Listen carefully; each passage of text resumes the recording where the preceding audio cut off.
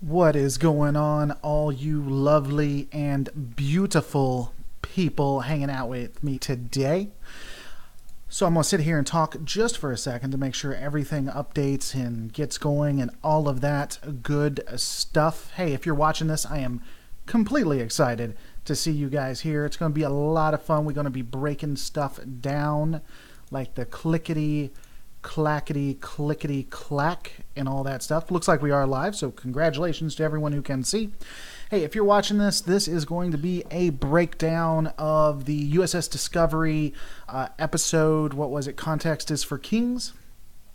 Taking a look at if it's section 31 or what is going on. I'll be taking a look at the episode completely, so if you guys have anything you'd like to talk about or add, just let me know. Just put it in the comments.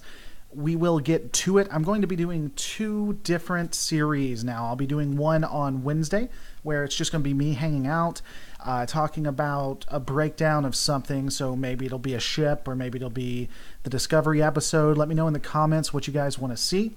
And then on Sundays, we'll be doing a review of the Star Trek episode itself, Discovery. And that'll be me and the anti-tracker or Michael. I know some people didn't like Michael. Some people didn't like me.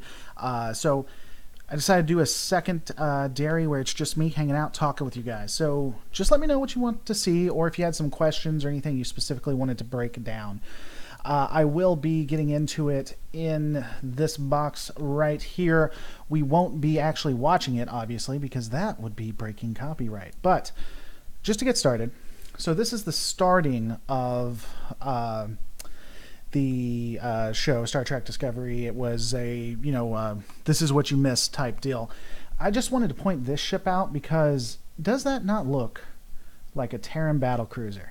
You have the head right here. It has the big Yamato gun thing right here. And then the two nacelles. I'm telling you, they got that from the Terran battlecruiser. But anyway, let's continue going and going for, why don't you do another series about Star Trek Orville, says Aragmar Verillion. If a lot of people wanted me to do it on Orville, I would. I'd be more interested in doing a breakdown than a review, though if people wanted me to do reviews, I could. But again, I'd be more interested in a breakdown of their technology because it's a comedy. Really, it's a dramedy, quote unquote. And I really like Orville, but I don't think there's a lot there. They have some good. I'll think about it. Hey, if you're watching this right now, let me know in the comments, or if this is a replay for you, because apparently a lot of people like the replays. They got mad at me because I put in the wrong number, the wrong time. Put in the comments if you'd like me to do Orville, and I'll start up a third one where I talk about Orville. Let me know. Okay, so I just wanted you guys to see that. There's really not a lot until we get to the Section 31 part, so I'm going to skip there. But again, if you watch Discovery and there's a piece you want to try to break down, let me know. I mean, I don't mind taking a look at it. The only other thing, honestly, would be taking a look right here. I actually love how they do the tractor beam. I think it's really cool. The tractor beam also makes sense to me in this than it did in the other one. So if you looked at the tractor beam for like the Galaxy class or even the Sovereign class, made absolutely no sense to me whatsoever. Honestly didn't. But I like, if you take a look, it just makes sense. We're not going to play this because that would obviously be a copyright violation. And okay, so a lot of people want me to do Orville. So again, if I get a lot in the comments after this goes up, or if you let me know on my Twitter, then I'll probably do another video where I'll probably do another live stream. I don't think I'll do videos. Videos take me a lot longer, and I'd rather put that on quote unquote real sci-fi. I mean, I consider Orville real, but it's a comedy. It's not meant to be kind of like what you see with Star Trek and Battlestar Galactica. So here's the first piece when it comes to thinking, is the ship Section 31? And yeah, what's up, Mason? How you doing? So I have to agree. I think the ship is Section 31. The more I take a look at it. First off, the NCC-1031. Also, this ship is just horrific when you take a look at it from a combat standpoint, I think, because I think you can see my mouse, but look at, I would never want to be in a ship like this. I would never, because if you're fighting someone, again, if I'm fighting this ship, I know what I'm aiming for. Now, they're harder targets, so it would make sense that this is maybe a more of a stealth ship or ship for science, because from a combat standpoint, doesn't really seem to be all there. Again, you have the NCC-1031, and it just looks like a ship that would be very mysterious, which I think is what they're trying to do. Going back to the Orville, because that keeps coming up, it's a dramedy, in my opinion. It's comedy and dramedy. It's comedy and drama put together, so it's a dramedy, in my opinion. And so there's also some things to it, like the dome right here. I know they're kind of going for a classic feel, and I get that, but it's just there's nothing about this that screams combat. There's the Zinshu. People get mad at me because I say it wrong. The Zinshu, or the ship beforehand, was clearly built for some combat to it, in my opinion. I think it was. But yeah, I mean, the CGI in this, again, is wonderful. When people say they don't like the CGI, I just think it's beautiful. I wish we had this during TNG. One of the exciting parts that I like about this show is that if you're a kid and this is the first time you get to Star Trek, this is Star Trek for you. Star Trek for you. This is awesome when it comes to visuals. I mean, it would have been so cool to have this as a kid from a visual standpoint. All right, so now we get to go and take a look, and awesome. So another cool thing that I liked about it was that they at least commented on how new it was, and just really bringing it together. But I think we kind of talked on that beforehand. Let's get to the part everybody wants to talk about. The Shinju felt like a science ship too, with silly overexposed. I don't know. I don't think so. I think it was a little more sleek than that. All right, here we go. Now here's something interesting that I found on this specifically.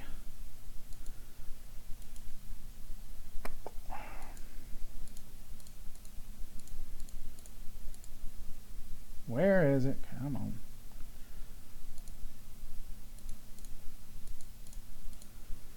Seriously? See, now I'm not going to be able to find it. I was tempted to do still images, but I didn't feel like I could really get anything for it for the still images. So, give me a second while I pull it up. Do you think they had combat ships? If you think the Shinjo wasn't a combat ship, do you think they had combat ships, or was it all specifically for exploration? Because I don't think there's any justification to show that it isn't, that there wasn't, combat vessels there. There we go. All right, so pulling it up and let's take a look at this guy. Here's an interesting piece to me. So it looks like he has on some kind of battle armor when you're taking a look at it. Yeah, we're going to get to the Klingons in a second, but so we've never really seen battle armor for Starfleet. I don't think they did it in the Next Generation, and there may have been the original series, which I'm not as familiar with. But this definitively is something new and something different. And then when you take a look at his badge right here, because it's going to come up, that looks almost... I would say this is an updated model of Section 31. So when you look at Section 31 in TNG, and when you look at Section 31 from the Enterprise series, this is very, very similar to what Section 31 had. The difference is that this specifically is on what I am assuming is body armor. Section 31 generally just has all black on. You're rooting, Ragmar, I'm rooting for the Remain Klingon. That's hilarious. Joshua Mosser coming in says, I think the show tried to showcase that the Federation was pretty science focused at this point. I just completely disagree. I think the ship had an edge of combat to it. I think that you were a lot more inclined and ready for a fight than what we see from other series. The original series, I should call it the old series. The original series, possibly.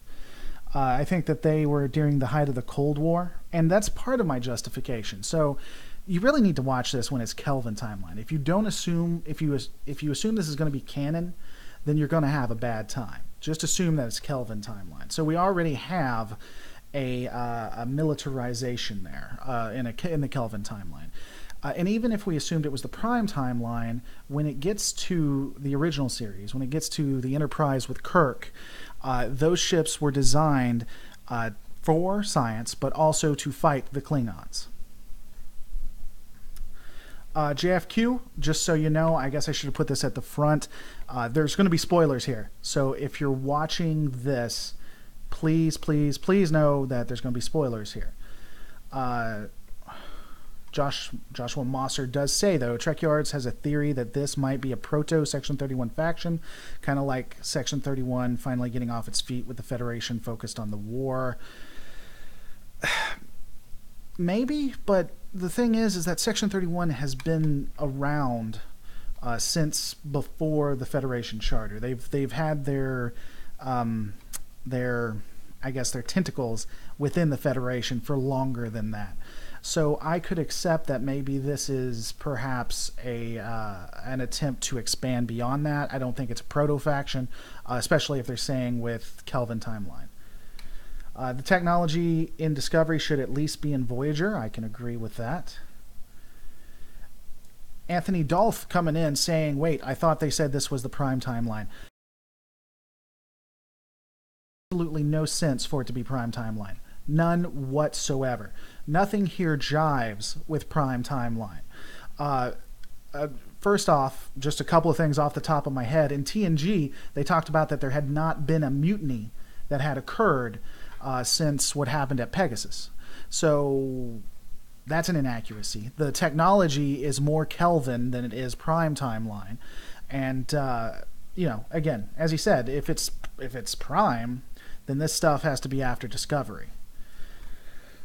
So that's my thoughts on that. I don't really have much more to add to it than this looks like it's Section 31. If not, it is definitely deep intel. Definitely deep intel. Love what happened to her right there. Let's see. I'm not playing this for you because that would obviously be copyright infringement, and I would never ever do that. I'm just trying to point out pieces in it and use it for the purposes of fair use. So let's get to the captain. I love this scene right here. I think this is excellent. A lot of people call the captain a Bond villain or a bad guy. I sincerely hope that he's not. I really hope that the captain is on the level. Eric L. says it's a visual reboot, not a canon reboot. It doesn't jive with canon. I'm not even upset about the visuals. I don't think the visual updates don't bother me. Even the holo communicator I could just ignore. There's too many things that say that it is a Kelvin timeline or it's reimagined. It might be Star Trek reimagined. It is definitively not what you see in the original series, definitively not what you see in the Next Generation, definitively not anything that is what we used to know. Now, here's something I kind of want to talk about with the captain, though. I love the captain, too. I actually really do like the captain. A lot of people saying he's a bad guy. So he had something happen to his eyes. Now, first off, I'd really love to know what kind of accident causes your eyes to look like a star system. But beyond that, he can't see really bright lights. Like it has to, you have to raise the darkness just gradually.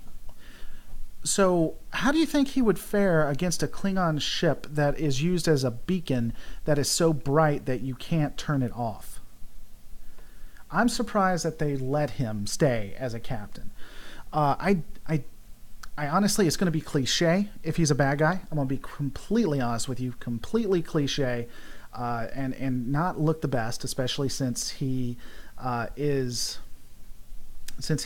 a guy. All of a sudden, the main captain is a bad guy. Cliche, doesn't look good. And I think it'd be much more interesting if he was a pragmatist, kind of like I think Admiral Murphy says, the captain's the most interesting character. No, Admiral Murphy didn't say that. Someone said that they just thought that he was a pragmatist, and I agree. I would love just to see him as a pragmatist. It'd be very, very interesting, especially if he bumps up against the Charlie Sue, I think we're calling her, against, no, is her name Charlie? It's not, Michael Sue. Because, you know, I gotta be this great Starfleet officer and now follow all the rules, and he comes up and he says, no, you don't. You know, what you did was wrong. You made a mistake, but that doesn't mean that you don't break the rules ever so often. You know, that would be very interesting, be very, very cool. But again, I wonder what kind of, you know, damage he took, or accident that makes his eyes look like the star system. Oh, where is it?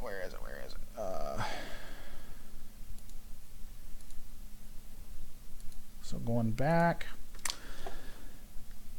for a moment, let me turn this off, because definitively this is me talking about it and using it under the 4 pillars of fair use. I would hate to make it look like it is not. There we go.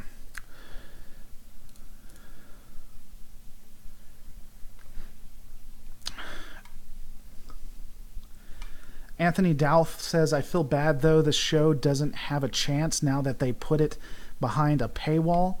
I actually completely agree. I think that episode 3 showed more promise than the first 2 episodes. Admiral Murphy says, I feel the writing isn't going to be that great in the show, that they will make the captain do something sketchy, that Michael has to stop him. Yeah, that's my fear too. So when it comes to the Chinese, I don't know, Chinese or Japanese? It's Chinese, isn't it?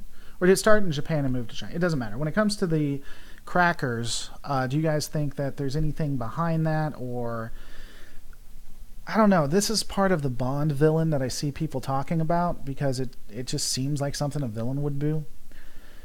I don't know. What are your guys' thoughts on that? I didn't have much more to add to that specifically.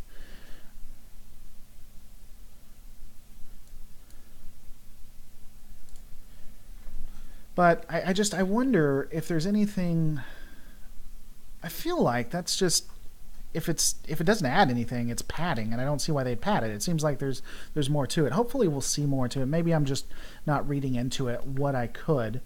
And now to talk about everyone's favorite person, who just gets rave reviews, which is Tilly.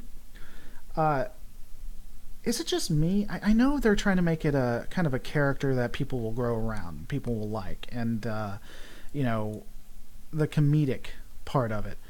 But I wonder if we're not going to see more to Tilly than is there. Why are fortune cookies in a lean cuisine box? That's a good point. Yeah, fortune cookies. I called them crackers. I don't know. The fortune cookies are weird. I do think that Tilly is kind of odd.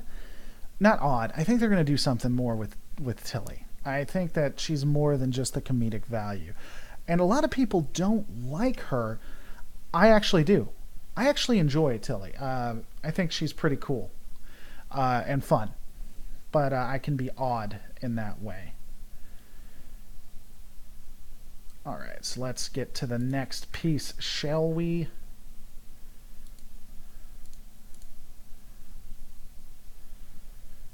Black alert! I actually saw some people get upset at the quote-unquote black alert because they were trying to say that it was, you know, oh my god, they're they're being so PC. They have Black Alert, and she's an African American, and oh my god, which is just stupid if you ask me. People on both sides look for a fight. All right, so this is never truly explained to me, unless maybe I missed a piece in it. Honestly, I think it's cool. I think the Black Alert is kind of cool, but I wish they would have brought it more together. Now, I know they're saying it's serialized, so they're going to have things in some episodes that aren't explained till later. And you can do that, and you can be interesting, but if you're going to be blatant about something, then explain it or bring more to it. You know, I don't know. What did you guys think was going on here when it came to the particles and all that stuff? I wish they had described it. There was no indication that they had moved in space or tried to jump or anything. But, you know, what are your guys' thoughts when it comes to that? And, of course, we're going to have the mild delay. I love how YouTube works as well while I'm waiting to get your guys' feedback on it. Because the watching jumps like from 14 to 30 to 21 to 25. And I can tell and see with XSplit that it's staying pretty consistent with the people watching, but it's just funny. Rainbow alert. Rainbow alert. All right. Moving on. We're probably going to hit some commercials very shortly. Yup. Wow, nice. I love it when this thing messes up.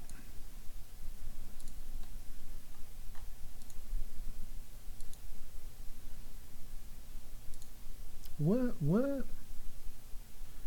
Now I can't go full screen with it. What's up with that? Alright, so while we're waiting for that commercial. Yeah, the walls get slippery. It makes no sense. Rough Collie's Rock says, this show is kind of like The 100 in Space, dark, gritty, and very modern sci-fi, but still has the traditional Trek essence. I guess I could see that. I guess I could agree with that. Let's see. Mason Herman says, my fear is that they can't do any more with Star Trek. You know, that's not completely unreasonable, but things have to end, you know? There is a beginning and an ending to everything. And if it needs to end, it needs to end. I feel like that's going to happen with the Marvel movies eventually. By the way, Thor Ragnarok is going on right now. I'm hoping when it gets back, yes, thank you. I can go back to being full screen.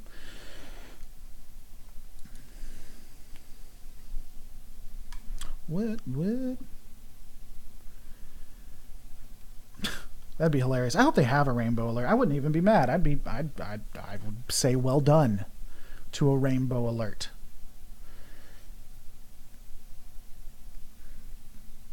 So Josh Mesoff says, from the controls to the furniture in the mess hall, it has a lot of callbacks throughout. I agree. I think it does really well when it tries to do a homage, I guess. But still, you know. All right, we are back to it. Boom.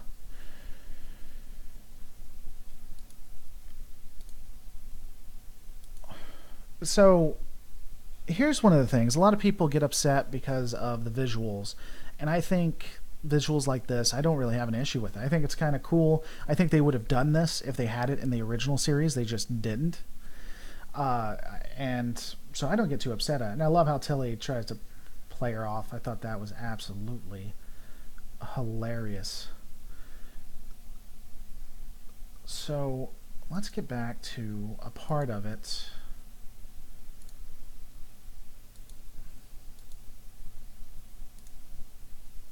Okay, so the Klingon part that we're coming up on, I'm not going to play any of it because that would not be fair use.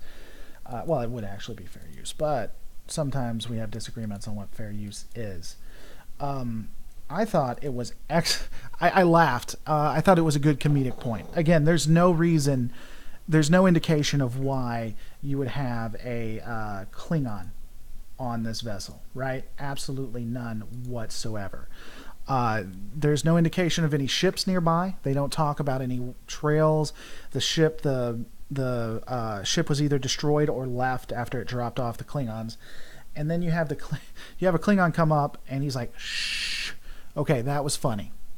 That was done well." JFQ, watch. They're gonna do TNG prequels next once the original series has been thoroughly used up. I hear a con show is in the works. I will not watch a con show. You will not see a con show or con lore on this. I'm sorry. That is just antiquated. It's silly. I will keep CBS for this, and then we'll cancel CBS and not watch a con episode. I'm sorry. No. Now, let me try to get a good... Yeah, there we go. Hold on. Yeah, there's the Klingon. Shh. Just hilarious, man. God bless him.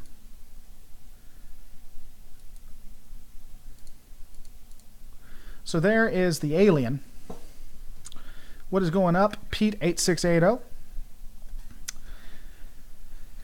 Headless Chicken 6661. I thought the Klingon shushing was hilarious, especially since it's a human gesture. JFQ, the mirror universe for Discovery would look all bright and cheerful and optimistic. It absolutely would.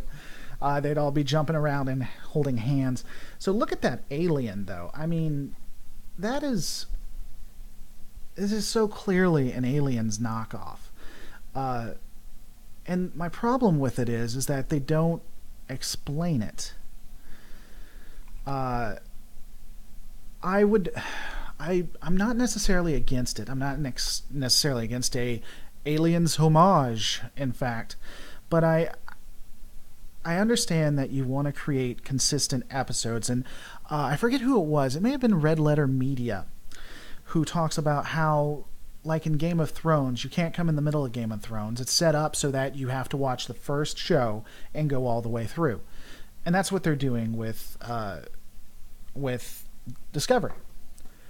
And my issue with that is that they're not explaining enough. I would love a little bit more in depth, you know? Give me some. You can't. The series have always been like the villain of the week, or they have always explained. What's going on in the episode, and now you're trying this completely 180. And I'm sorry, to quote Anti-Tracker, I'm sorry, you can't just do that. You can't just do 180 and not expect people to get upset. What is going on? Zyron Fist XX. Hey, y'all. Joshua Mosser says it would make sense if the Klingons boarded before they jumped and then all heck hit the fan, but that doesn't explain why they are alive and not disfigured. It doesn't make any sense to me why the Klingons would board and then the ship just jump away. You've gotten a Starfleet vessel. This is a vessel. This looks like a scientific vessel. It doesn't look like anything you've ever seen before. You can't even scan it. They talk about how you can't get past the armor. You're telling me they would just drop people off and go? There is no way. And so just even going back to the Klingons itself. So I am no longer upset about the Klingons change. And here's why. And I keep referring to Red Letter Media, but I think Trek Yards came up with this too. So the original series had the Klingons looking basically humans that were mustache twirling villains.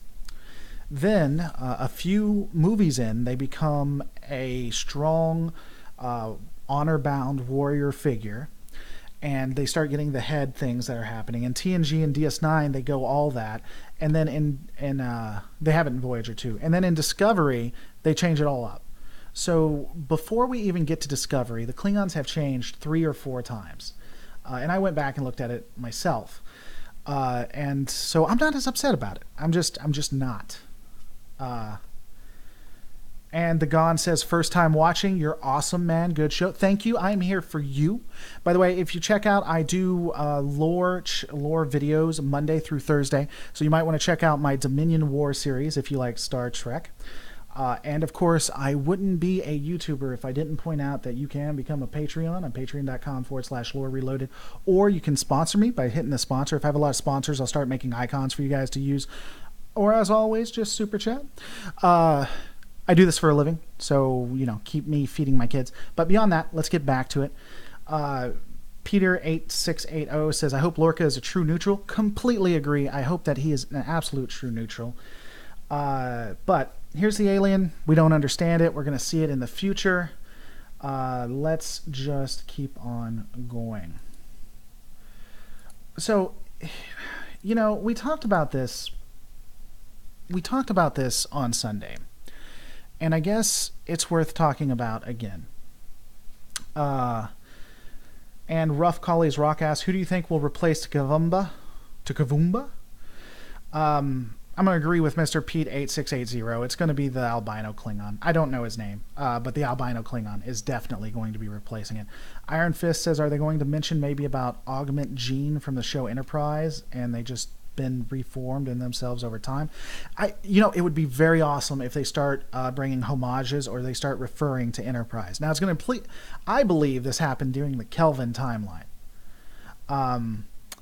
I really do. I think this is the Kelvin timeline. But if they start bringing Enterprise into it, that'll completely destroy it. But still, I'd love to see some Enterprise stuff. They've already done a lot of the original series. Why not do some Enterprise homages? I mean, come on. Joshua Mosser says, the only way I see them jumping away with a Klingon boarding party is to get away from a Klingon ship. Otherwise, I don't know. So so let's theory craft here, because I enjoy theory crafting. Let's consider. If I'm going to give the complete benefit of the doubt, here's what I assume might have happened. So the Klingons come up on the ship. They have no idea what's going on. They can't scan it. The ship is completely deserted. And they put a boarding party on. At that point, maybe they detect the Federation incoming, or they're able to detect the other ship, the Discovery. And since it's similar to, it's the sister ship of I think this is the Glenn or whatever, this ship, maybe they warp away in order to either watch or to not get caught. That's giving me the exact as much benefit of the doubt as I can, but I really think it's unreasonable, and I don't think it's what Klingons would do. Rough Collies, would you like to see T'Pol or Archer make a cameo, or the old series ship? I would love to see all of those. I think wouldn't Archer be dead? I know they live longer, but wouldn't Archer be dead? T'Pol would be awesome. Maybe T'Pol comes in and she refers to some Enterprise stuff, or it comes in as like a mentor or something. How fun would that be? I think that'd be really cool. Daniel Bertizan says, Lore Reloaded, do you think Discovery is in the prime timeline, or it's a third timeline? Daniel, I talked about this at the beginning, and I'll say it again. There are so many inaccuracies with it being prime timeline, it makes absolutely no sense. If it's prime timeline, then they don't care about a little thing called continuity. So I personally believe that it's Kelvin timeline. It matches Kelvin. Kelvin timeline explains everything. Everything. It explains everything that happened in the first two, and it explains everything that's happened here. It explains why the technology is so much more advanced. And it's not just a visual reimagining. The technology is more advanced. It just is. So that it would explain all of that. And it's either that or, it's Star Trek reimagined. Star Trek. Yes, I know, I say Trek. I've said it for 20 years. My entire family says that. I didn't even know it was Trek until the anti-Trekker. Trek. Warp away or cloaked. Cloaked is a good thing. They could have been cloaked too, even though they're not supposed to have cloaking technology. Again, cloaking technology, if they have cloaking technology, that's not within the timeline either, which makes me more believe that it's Kelvin. Let's see. Joshua coming up saying, yes, they would have thought their boarding party would have been dead. The last one alive was hiding. That's fair. The LB Kid, what is going up, LB Kid? Yeah, so let me apologize, guys. I thought I had this set to 8:30 like I was supposed to, and apparently it was at 4, so I don't know what was up with that. Does CBS? Yes, CBS owns the rights to T'Pol. Mr. Pete 8680 got to talk to a lawyer today. That was a lot of fun, let me tell you. and they own all of Star Trek. They share it with Paramount, but apparently they are the enforcers of Star Trek in every way, including the movies, even though the movies technically are owned by Paramount. And yeah, hey guys, I'm here for the long run. I do this for a living, and I'm here to make you guys happy. So as long as people are watching, as long as we're talking, and as long as I don't get tired, so whichever happens first, you know? So let's talk about, here's something that annoyed me. The anti-Trekker brought it up, and I think it's worth noting. The ship's being designed the same. The ship's being designed the same. Maybe, so a United States carrier would be designed similar to a U.S. submarine. That is to say, they would use similar materials. Some consoles and some systems would be made the same way, but they're not the same.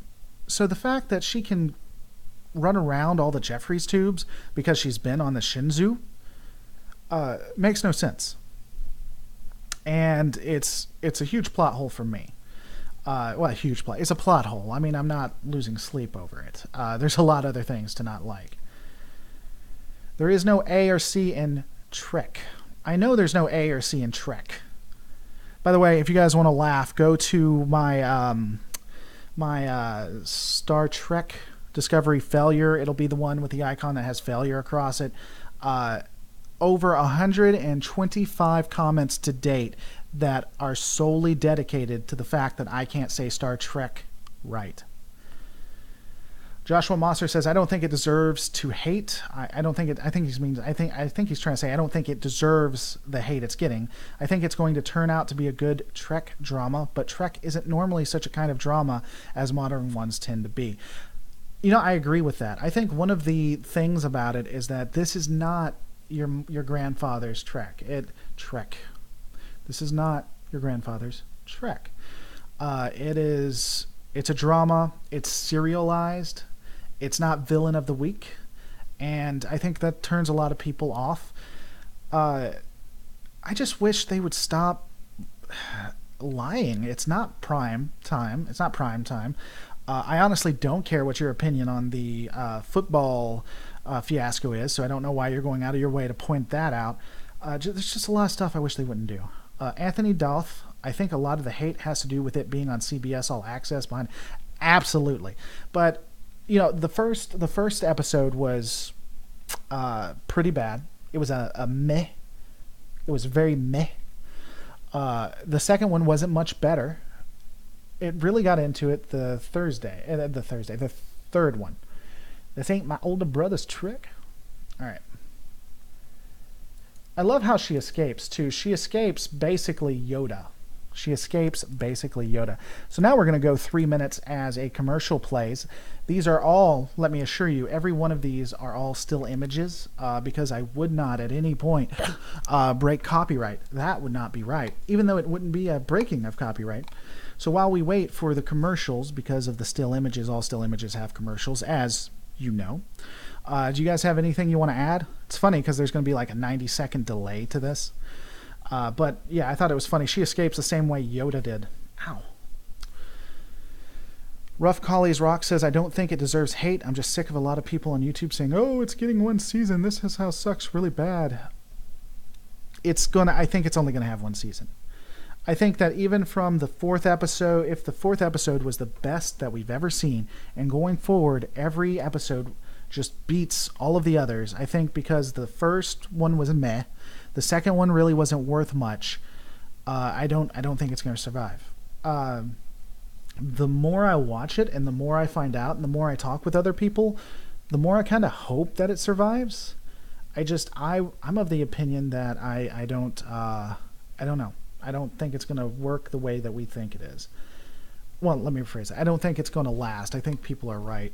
But, you know, here's what's frustrating about all this. There are legitimate reasons to not like this show. There are legitimate reasons you can be a Trekkie, and not like this show.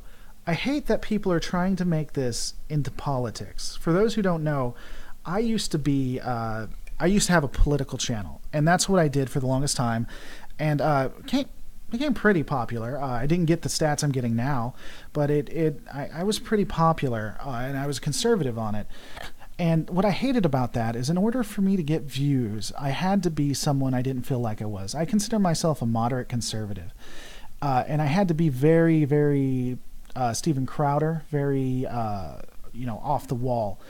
And people are trying to do that to this. Are there things here that I think are trying to be politically correct and trying to push even maybe a toxic feminist opinion? Yes, I do. And this is why I don't like talking about this. I generally don't get into politics.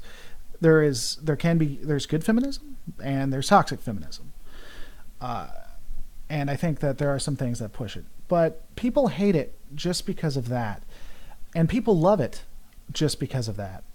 If those are the reasons you're upset about it, or those are the reasons that you like it, then you're doing this wrong.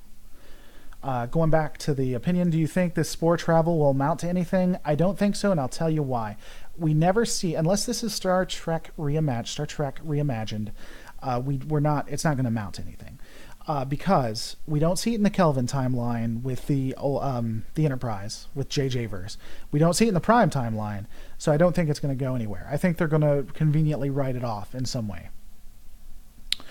Benjamin says they're probably going to throw Disco way out into the Delta Quadrant and say they caused the Borg. Okay.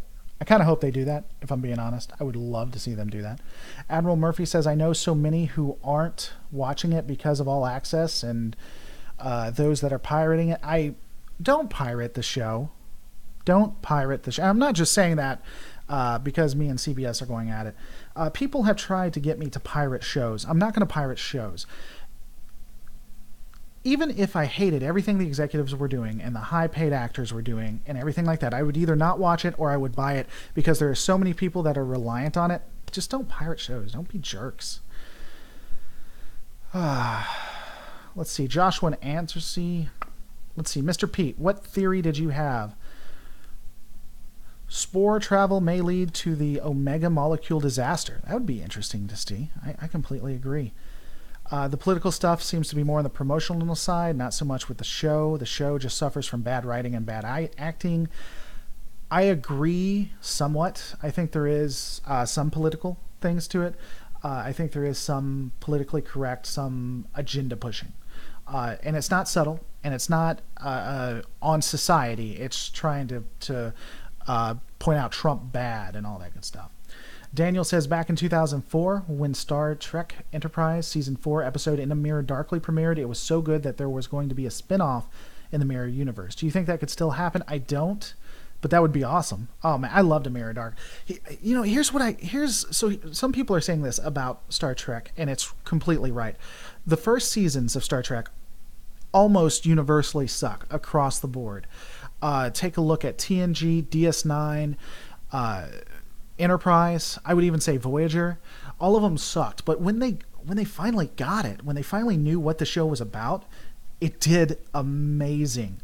And I think that's really awesome. I think that could happen here too if it got the chance. And it would be cool if they pulled that, if they did a twist on us. It's the Prime timeline in the Mirror universe. I didn't even think about how cool would that be. If the turnaround is that this is the Mirror universe, that would be kind of cool. And yeah, JFQ, I'm not going to pirate it. I wasn't saying anybody watching this was pirating it. I hope it didn't come off like that. That was me getting on my soapbox. JSim, I hope they cancel it because I have a petition on change.org to have the show canceled because it's not real Star Trek. It's not real Star Trek. That kind of annoys me, too. If you don't like it, and you don't think it's consistent with other Trek, I get it. That makes sense to me. But to say it's not real Star Trek is, is silly, in my opinion.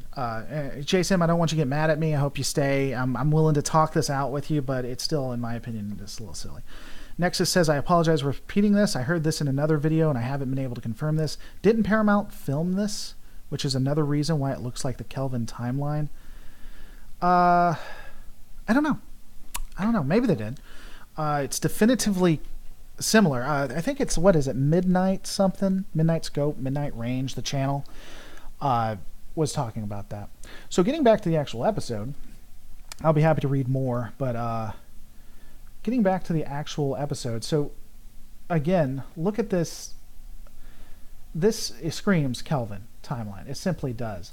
And I think, yeah, this is the captain. So, no, it's not. It's sort of... I'll say this again. Something I really liked about this, I loved the interaction between those two. It felt real. They had a real charisma, I guess. There was just something there. But I would be Midnight's Edge, Shifty. Midnight's Edge is the name of the channel. I actually get a ton of views from Midnight's Edge. I really can't say enough about them. I've gotten at least 500 views from their channel. They didn't give me a shout out. It's just our channels are so similar that it suggests after someone watching Midnight's Edge that they might like mine. I haven't seen The Expanse, Mason Herman. I'm actually intending to watch The Expanse and do lore on it because it looks really interesting. So I'm going to watch the first episode very shortly. But I haven't seen it yet. I'm hoping to. It looks interesting. If I like it, then I'm going to watch it. I'm going to start doing lore on it. It's not real Trek in the sense that it doesn't have the look, feel, story, or characters from Trek other than occasional sound effects. However, it can work as a weird alternate timeline, and the real Prime universe is out there somewhere. See, I could almost agree with that. The only reason I think it's Kelvin timeline is because it feels like Kelvin timeline. If Kelvin timeline didn't exist, or it just made it abundantly apparent that it's not Kelvin timeline, then absolutely this is Star Trek reimagined. It's the Star Trek version of Battlestar Galactica. Absolutely. Yeah, I'm going to have to take a look at that, and I'll definitely watch it. A bit off topic, but wasn't Photons always red? I remember it always red from TNG to Enterprise, but J.J. Abrams turned it blue like Quantum? I don't know. That's a good idea. That's a good question. Well, I don't know if it's a good question or not, but that's an interesting question. Yeah, I think they were always red because the Quantum torpedoes were supposed to be like the big bad, so they wanted to distinguish them. I think. Maybe. Possibly.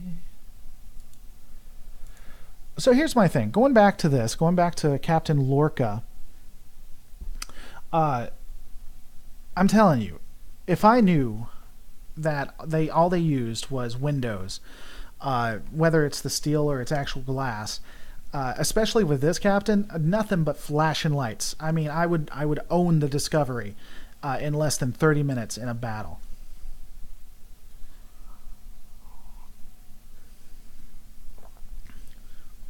I wonder if CBS, Nexus says, I wonder if CBS is going to do this whole show with the main character being a prisoner.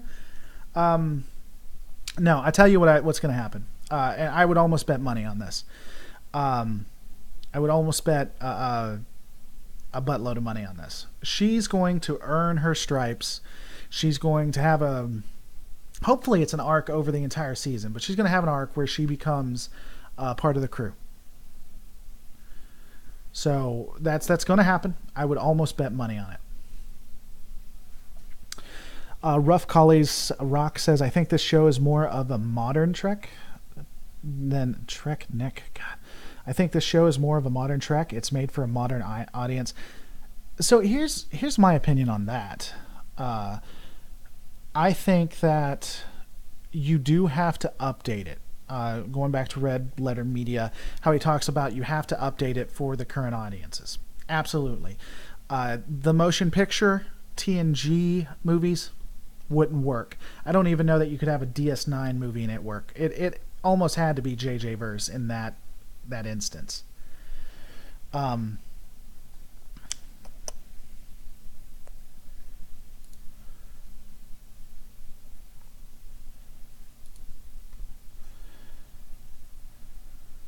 Neelix existed before Jar Jar in your head? Well, they did. CBS keeps saying that this show takes place in the Prime Universe and it will tie into the timeline somehow.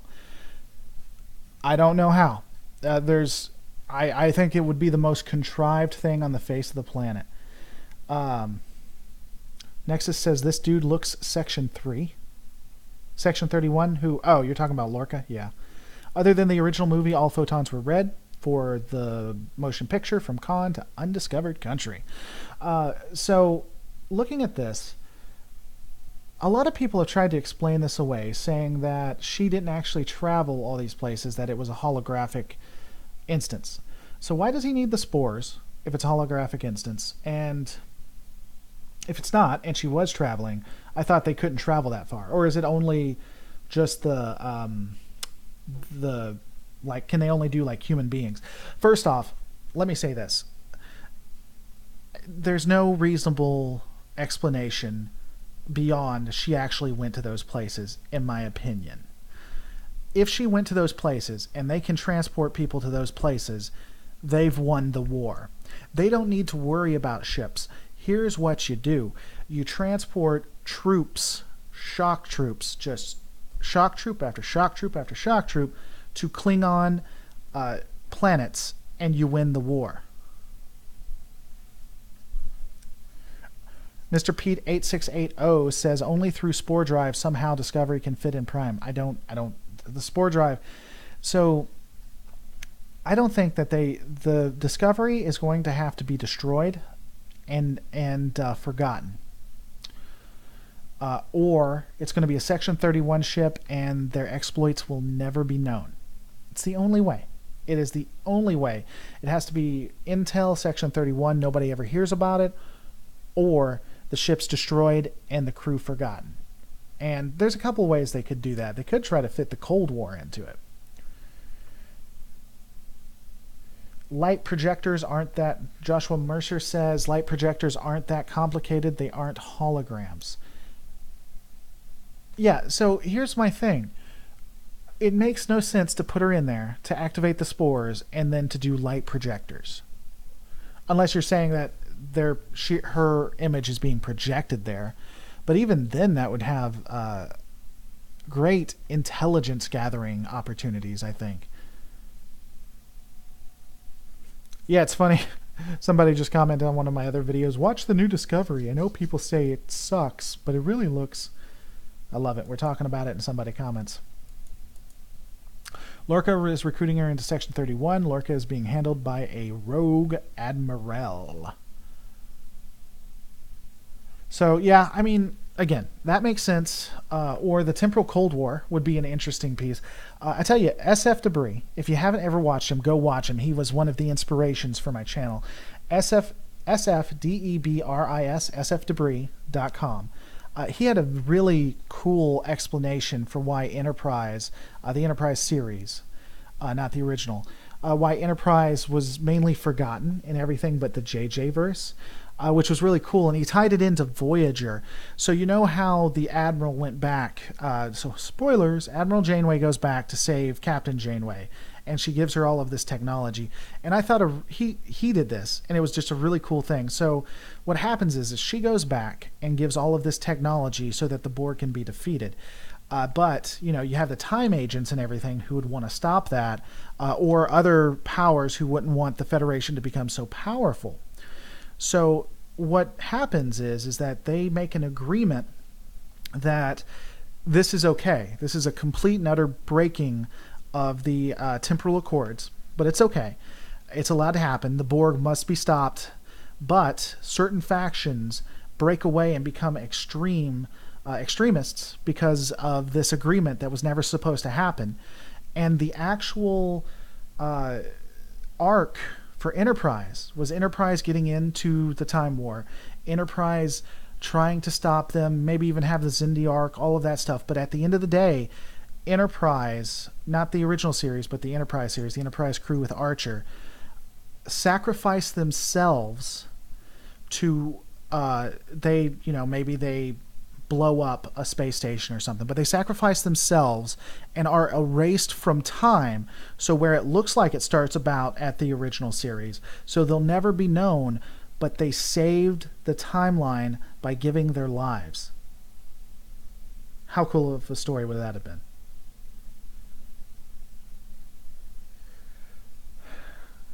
Let's see. Weirdly, going back to what you guys were talking about, JFQ, weirdly the torpedo the Enterprise shot in STV was green. No idea what that was about. Well, technically, temporal Cold War never happened. That's true. Technically, it did not. Rage Brew, sweet, sweet lore man. Yes, I am here. I am sweet. I am here for you. And I am sweet. I am indeed very, very sweet. Let's see. Is there anything else to add to this? So, here's my other thing to it.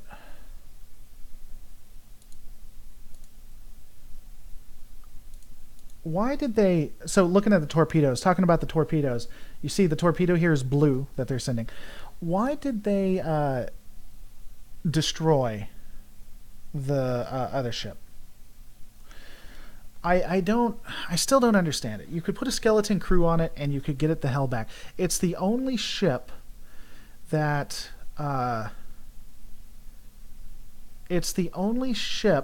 can actually travel the Beta Quadrant now. iSwiffer says the Gaming Heretic is my spirit animal.